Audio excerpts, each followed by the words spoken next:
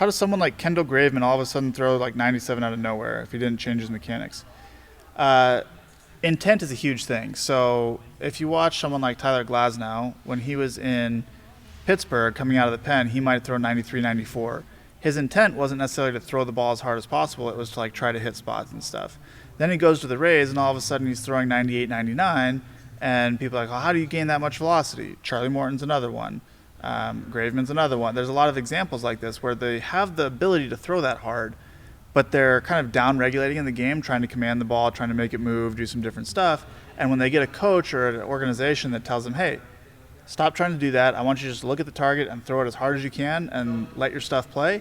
You'll see those upticks in velocity. And a lot of times you don't get that until you switch organizations because there's a certain organizational philosophy. Maybe you've been there a certain amount of time and the messaging isn't quite right for you. Maybe they're not communicating the way that you receive communication. Maybe they're not communicating the right things for you, whatever the case might be. You go somewhere else, you get a slightly different message, you get a slightly different way of communication, and all of a sudden it frees you up mentally to just go out there and let it rip. So, yeah, that would be my guess, is that he always had the ability to throw that hard. He was just down regulating and never really displayed it on a consistent basis. And when he switched organizations, they just said, hey, throw the ball hard. And then it freed him up mentally. That'd be my guess. I don't know anything about the situation, so that would just be my guess.